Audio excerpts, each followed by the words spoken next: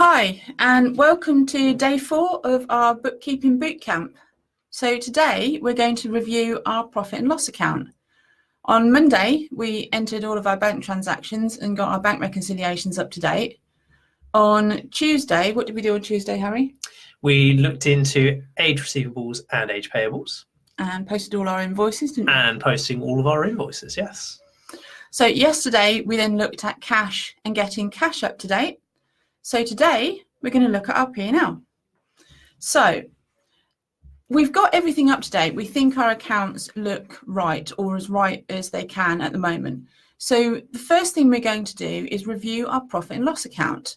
We're going to take our P&L account in our accounts, whether you're using QuickBooks or whether you're using Xero, and you can run a P&L, and you want to look at the P&L with a 12-month history so that you can look at each month compared to the last month. Now, this allows you to look at trend and allows you to spot errors and missing costs or duplicated costs more efficiently.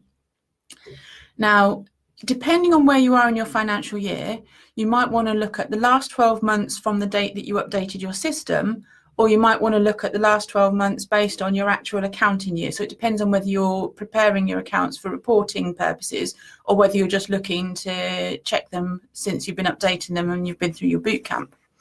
So generally, when you set up your accounts, you've got a long list in alphabetical order of account codes. So it makes checking your accounts a lot more difficult. They don't make so much sense.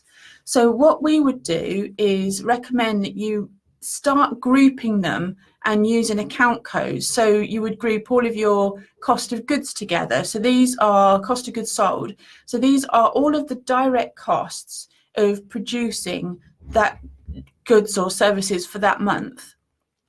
Group together all of your overheads like employment costs, premises costs, motor costs and office costs, and then it's a lot easier to see the trend. So you're looking for things that are missing and things that are peaked, things that just don't make sense. Now, before we get too far into the trend analysis, there are 2 account codes we recommend you look at first. So number 1 is to look at your queries account. You remember when we were doing the bank reconciliation, all of the things that we weren't sure what they were or where they should be posted, we put into a queries account. Now's the time to have a look at that queries account and see what they are and where they belong. So we can't just have an account code in our P&L for queries. It's kind of a nonsense account. So go through each one and reallocate it to the most appropriate account code. Now, if this is something that you spend often and you don't have an appropriate account code, then create a new one so that you can measure what you manage. Now, let's also have a look at our general expenses. Now, we often find that when we're looking at new sets of accounts, we often find that there's a lot of lumpy costs in a general expenses account. Now, that's often used as a default. It's kind of a lazy code. There aren't really any general expenses. There are almost always better account codes for a general expense to be posted to.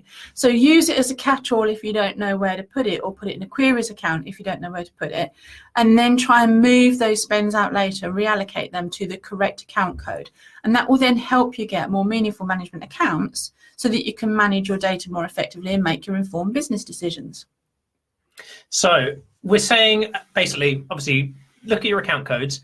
Manage what you measure was the really key part of what Lisa just said there. So as long as you've got the account grouping set up in a way that's meaningful to you, it makes it so much easier for this next stage. So the next part is that we want to look at the current month, or whatever month you're looking at in particular, say financial year end, and the previous 11 months.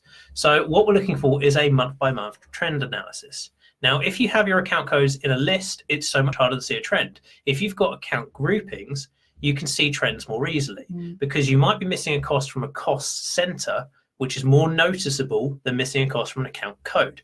So really, really valuable to have a look at those. Now, when we're looking at our P&L, we're going to scan for trends, and basically I'd say start from the top, work your way down, and look for any obvious errors. So there's several aspects of what classes as an error. For example, if there's a big peak in a month, if there's a big trough. So if there's any large increases or any large drops, this is usually grounds for perhaps something being posted either to the wrong account code, maybe something needs accruing or prepaying. Gives you an idea of whether something is as you would expect. Now, you will sometimes have peaks and troughs which you can explain. That's fine. But if you can't explain it, then it's definitely worth investigating. So one example there might be training. You might have a big training cost in 1 month, and then that's fine, but then that's acceptable. You might find you've got a big rates cost in March or April. That's not fine, because that then needs to be spread over the year. Exactly. So if you've got any lumpy costs like rates, insurance, anything like that, what you'll probably find is that the actual invoice in question, especially with rates and insurances as a typical example, they always put the period it relates to. Yes. So what you find is you get a walloping lump of cost in 1 month, which needs prepaying, but it actually relates to 12 months worth of activity. So really worth looking at these, checking the dates, and seeing if you need to put a provision or, a prepayment in place to help accurately represent your P&L, rather than basically having 11 months with no cost and then a single month where you've got absolutely slammed. And talking about rates is a good example where the information on the invoice might be a bit misleading. So your rates charge relates to an entire year, which is 12 months. So that's a 12th of that cost needs to apply to each month of your accounting year. But the payments are 10 payments over the next 10 months. Yep. So you don't pay any rates in January and February. But it's still 12 months. February and March. Yeah, but it's still a 12-month cost. Yeah. But you pay it in 10 installments. Yes. So it's really important. If you were just posting it as direct expense from the bank account, you'd get 10 months worth of cost rather than 11 months worth of cost, rather than 12 months worth of cost. Yeah, and then you end up with a gap. Right. And then you get this gap, don't you, in January and February, and makes your accounts look really good or much better than they were previously, and it's still wrong. Yeah, really important for year end as well, because it might cross over the year end. Given that rates are such a long period, they are very likely to cross over into different financial years. Yeah, definitely. So definitely worth looking at. Then on top of this, there might be other lumpy costs which might not be annual. There might be quarterly costs. So rent, service charges, or utility bills are really common here. So what we need to make sure is that they're accounted for basically across the 3 periods that they relate to. So rather than getting walloped in a quarter, you want to have the cost spread out across the period it relates to. So really important. And the main part about doing these deferrals, these prepayments, these accruals, is that when your P&L is as it should be, it's very easy to see any peaks and troughs going forward, because your accounts are all up to date, they're nice and clean, and then the second you get a quarterly invoice in, it's like, bosh, that's really obvious. Stand out, shouldn't it, in your accounts? And that's the point, that your accountant, or you, if you're super talented with your prepayments and deferrals, can then post the journals to move those costs out into the correct time periods. Exactly. Then the most obvious one is when you have no balance in an account code, but you expect there to be. So you might have insurance and all of a sudden it just drops off. So we're looking for nil balances and we're looking for drop-offs. So if anything's missing in an account code, there's basically a few things it could be. It could be, 1, you're missing the invoice completely. 2, you're missing a provision. So you might not have got the invoice yet, but you might be expecting to get it. Yep. And also the other one is it's coded incorrectly. It could be hidden somewhere else, or it's just not reconciled from the bank. So there's a few options really, but all really big telltale signs that something is not quite right in your P&L. But if you check, at least you've had the opportunity to look and you'll find it. Exactly. Then there's another point. If you have any negative figures in your P&L. So negative figures are usually abnormal, but there can be the instances where actually they're correct. But what we're saying with negative codes in particular is they look abnormal, definitely investigate them, because 9 times out of 10, there's something in there which perhaps shouldn't be, or something missing from that account code which should be there. Yeah. So it's okay if it's a credit. So you might have had a cost in 1 month and then the credit come through in another month, and that's okay. but it's not okay if you've miscoded something or missed something. So they're sort of common errors we find. Really common one is when you've got an expense item posted to a sales code or vice versa. That's really, really common, and it just makes the account code look a bit funny. And also you might find with VAT, if you're VAT registered, you're posting something as 20% VAT on income when actually it's an expense. Yeah, and then that messes up your VAT return as well, doesn't it? Exactly. Yeah. Okay, so we're looking for sales that have been posted to the wrong month, and they might be posted in the wrong tax year. So now we're looking at timing. So there are several things that can happen here. So you could have a sale that's been posted to the wrong month.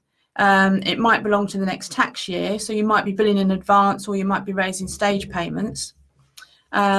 We might need to look for sales that need to be accrued, where you've done all the work, but you're billing in arrears and you haven't raised the invoice yet. So your sales are not appearing in the right time period. Once you know that your sales figures are right for each month, then you need to look at your cost of sales figures and see if they're right for each month. And again, that they've all been accrued to the right time period. So one of the challenges is to try and identify whether that cost of sales is correct. Typically, you find that the cost of sales percentage is quite consistent as your sales fluctuate. So if all of a sudden you find that that percentage is not consistent, then you need to investigate that and see whether you've missed something, whether you might have a sale in 1 month and the cost in another, or whether you might have the sale in 1 month and the cost might still perhaps be in stock. Yeah. That's a very, very common issue. And it's really noticeable if you're expecting your cost of sales to be, say, roughly 50% of your sales. You'll notice it so quickly when you look at 1 month and think, hang on a minute, my cost of sales is like 70% here. You tend to notice it if you look at percentages, but you don't necessarily notice it if you look at values. Yes. So Xero doesn't show the percentage as standard in a typical P&L report, but there are custom reports that you can build in Excel that do allow you to bring those percentages in. So if you can't do that yourself, talk to your accountant.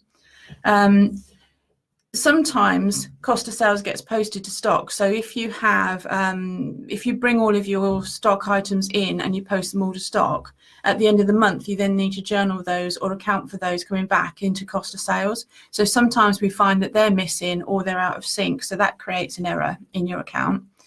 And the last thing we find on the sales side is that sometimes you have charges and expenses that you're expecting to recharge to your client, but they've been forgotten to recharge. So what we need to do there is have a separate account code for recharged costs to client that goes in your income account code, and a cost of sales code for costs to be recharged to the client. And then over time, hopefully each month, but over time, those two account codes should reconcile. So when we do this in our accounts, we have a cost of sales account for accounts to be recharged to a client, and then a cost of sales account of costs that have been recharged to the client, and that have been recharged to the client account code should match the value in our income account for sales that have been recharged to clients. So there is a simple way of using like a waterfall effect in your account code structure to make sure any recharges are properly accounted for. So that's a very, very common error where people are missing this recharge and losing the income that they quite rightfully should recover from their client. And that follows on nicely from what we mentioned yesterday about getting your cash in. If you're not getting the recharges in, you're losing out on the money. So really important to do that. That's our recommendation. If you do it like that, it's so much easier to see when something's missing. And that way you make sure nothing is missed whatsoever when it comes to invoicing your client. Even if the timing difference is a little bit out, at least you've got it there. So really, really useful. Right, so let's think about some of the common errors that you find, or certainly that we see when we look at a set of accounts.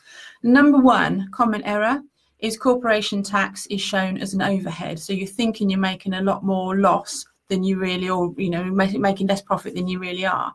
So we often find that people have posted last year's tax payment as this year's tax cost, and then the tax liability in the balance sheet is still shown as outstanding.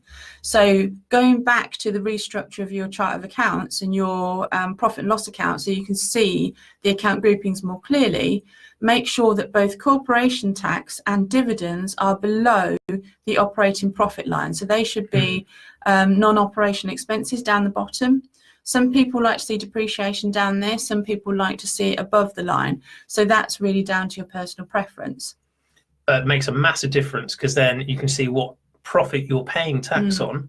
And this will come in really useful later on, actually, because there might not be a corporation tax accrual in place. And if there isn't, or if there was one in place, you'll soon know if anything's changed and it needs updating. Because the common error with that is, one, there's no provision in there in the first place. And two, there is a provision, but something's changed. So maybe it's not correct. And that's really, really common. So when we do a set of management accounts for a client, we usually put a corporation tax charge in accrual in there, so that you can see what that liability is in your P&L, and also have it in the watch list in Xero. So it's always front of mind every time you log into Xero. Now, the reason we do that is so that the client gets a better understanding of their tax liabilities. Now, if you're running your own accounts, you can do exactly the same and just take an approximation of your operating profit, multiply that by 19% tax charge, and then accrue that in your accounts.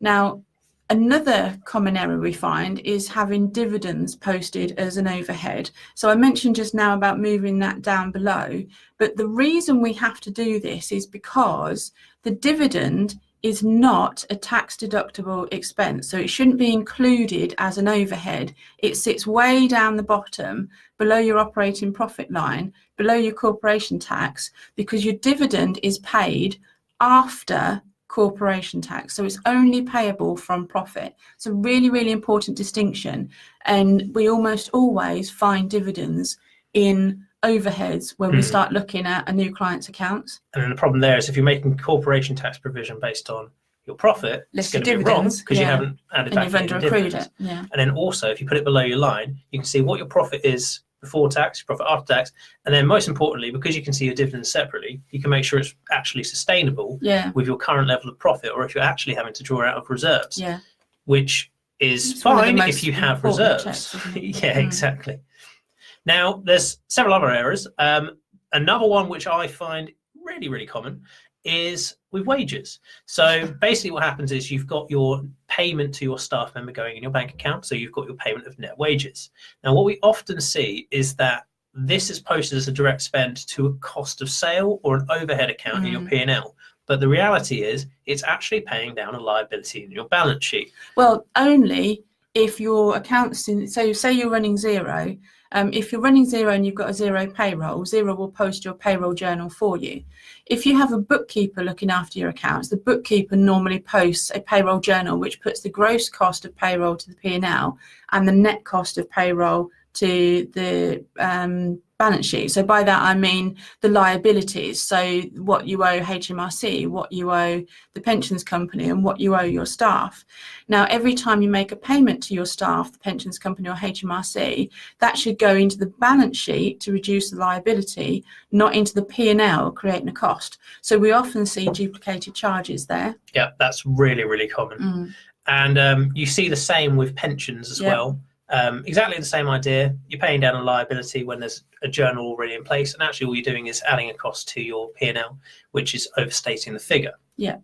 And we see the same again sometimes in costs. So you'll see an invoice posted into Xero, or the invoice posted into QuickBooks. So you've got the cost in the balance sheet and the liability to the supplier, cost in the P&L and the liability to the supplier in the balance sheet.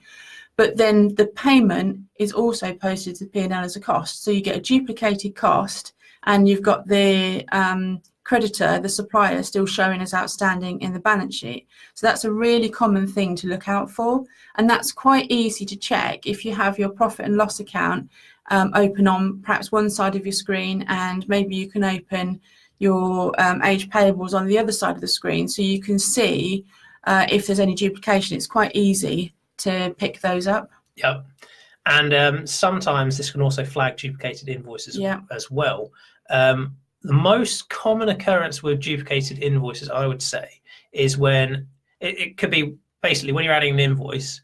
If you're using references, if the reference is even the tiniest bit different, say with 0, if it's a tiny bit different, 0 won't come up with a warning message that you've already got it in. But it will if you it's use the the same same reference number. Exactly. Yeah, so always use the right invoice number according to the supplier. So really important thing here is like you're typing an I instead of a 1, you're putting in INV in front of it when actually it's just a number. Or when people are having paper records and they're calling it invoice number 1, 2, 3, 4, 5 according to their paper records and not using the invoice on their reference. That's the most common cause of duplication that we see in new client accounts, isn't it? Exactly. And receipt bank as well. If you get a receipt bank reference where it hasn't picked the reference properly, you might have one where receipt bank normally picks up a duplicated invoice. But if you send in a receipt bank invoice, a receipt bank pro forma, and maybe you send in an order and maybe you send in an order confirmation, all of those will look like different documents to receipt bank, and that creates duplicates. Because they'll all have slightly different references. And they look the same, they feel the same. Exactly.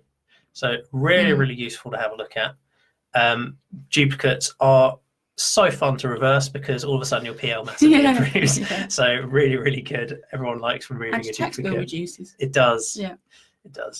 So what are our other common errors? We see personal spends in the P&L where somebody's used a personal card and sometimes it's deliberate, sometimes it's not. It might be an accident and then it's posted to the P&L as a cost but belongs in the director's loan account.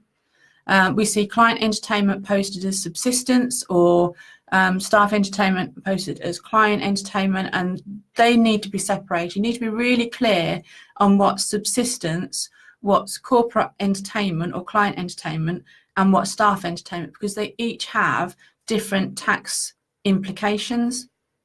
Yeah, that's a really important one actually, because client entertainment is not tax deductible, unfortunately. No. So really important to get that. They're a bit cheeky, I think, because HMRC are quite happy to tax the sales and take the corporation tax and collect the VAT on the sales, but they won't accept the cost of schmoozing that client and building that relationship. Yeah. And that is because of this goes back years and years and years, and it's because of the historic tendency of directors and big wig fat cats and that kind of thing, who used to build up enormous expense accounts and then just basically put all of their personal entertaining through their businesses. So that was stopped many years ago, and it's a rule that's never really been addressed or amended since. I can kind of get the concept though, because if you've got loads of profits at the year end, people would just go, I don't really want to pay corporation tax. Let's just take this clients out and see if we get some sales off it. So I kind of get the logic. Personally, I don't have an issue with that. But then that's because I'm looking at it from a business perspective. I can see that's the impression I get HMRC would have. I have no problem with that, but HMRC definitely does. So it's what can you do? So another common error is to have director drawings posted as payroll costs when they're not. They should go to the director's loan account. Receipt bank or Pleo cards, we'll talk about those another day, but these are direct systems that allow you to manage expenses or push invoices through. If you don't set them up properly and you get a bit lazy or slack in the way that you're managing them, they will default their charges to either general expenses or Pleo card comes into a Pleo account. So those are another reason why we need to look at general expenses, Pleo expenses, queried expenses, and make sure that they go to the right account codes, and we're A, accounting for the cost correctly, and B, accounting for the tax correctly on each of those. And these essentially work in the same way as your bank accounts, where they bring in the transactions, and like Lisa says, if they default, then you've got to make sure they've changed. Now, on a similar concept to how your bank accounts work, if you've got petty cash, and if you've got any factoring facilities, these work in a similar way, but you just want to make sure that you haven't forgotten any petty cash transactions, because costs will be missing from the P&L, and sometimes actually receipts, depends how your petty cash works. And also with factoring payments, you just don't want to miss out on any of these, because there will be factoring fees involved, there'll be transfers, etc., and there may even be sales receipts, etc., that you're missing. Factoring is one that causes a real issue for a lot of people, because the the way the factoring companies work and the way the factoring accounts work, when you have to log on, they don't always give you a clear position that is the reflection of what should be in your account. So you can't see perhaps the overall account liability. You have to go in and find it from multiple reports. You don't have an overall facility view. You can't see your costs, and you can't see the balance of your accounts. You can't see your ledgers in the same way that you would when you're looking at your accounts. So that does make the reconciliation quite difficult and quite complicated, especially if you fall behind. So that's something that we see catch out an awful lot of people. And then it takes an awful lot of time to reconcile, doesn't it, and try and fix it. They can be quite bulky. Well, there often aren't direct feeds from the factoring companies into the accounting system, so it's very becomes a bit of a manual process if you're not. Yes. And then you've got to make sure they haven't missed anything as well. Yeah. So it's horrible. Yeah, it can be a little bit messy. Now we're going to mention another common error, but we've got lists, but we'll probably just mention this one as our closing one. But basically, late invoices are possibly the most problematic thing, I would say, because by late invoices, I mean, you've got your accounts, they're looking up to date, you can't see any errors with your trends, etc. And then you get walloped by a late bill, which you completely forgot about.